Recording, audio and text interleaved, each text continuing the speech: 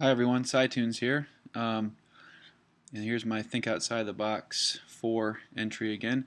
I've done some new graphics here. The idea here is I tried to make the foreground, the actual playing area, the platforms and such, to have a different look than the back, so that I could still stick with the black and white kind of theme, but you could be able to tell what things are kind of in play and what aren't. So the back has kind of a grainy, flatter look, and the playing area has a more kind of smooth, beveled, polished look to it with some depth and texture to it. And the back doesn't really have that.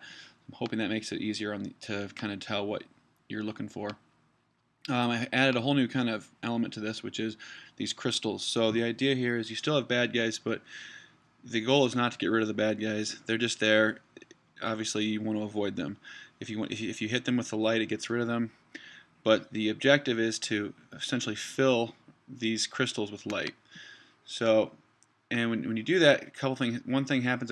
Not sure if you're gonna be able to tell from the video, but the kind of this darkness here that kind of hides some of the playing area. It kind of what I'm doing is I'm interpolating the width and height of that actor so that this kind of visible area here gets a little bigger, so it becomes easier to see. So again, hitting the bad guy still gets rid of him, but the objective is to find these crystals and then fill them all with your light. And if you see a bad guy, you get rid of them.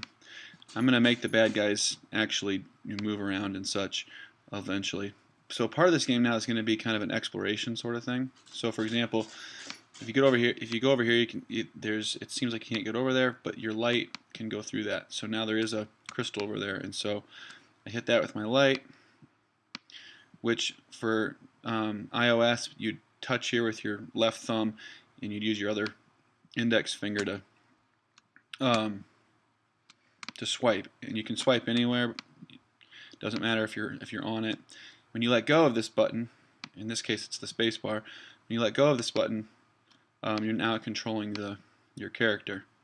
So the idea is that, and I think this is pretty cool. I think I've got all these now.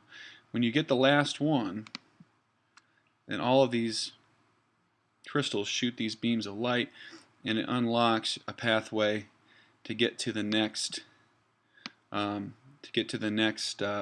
stage, the next level, which I haven't built that part in yet, but that'll be basically a simple change scene, and then you'll start over here for the next, and you'll continue on, and there'll be more crystals in there, and more obstacles, different types of bad guys, and so on.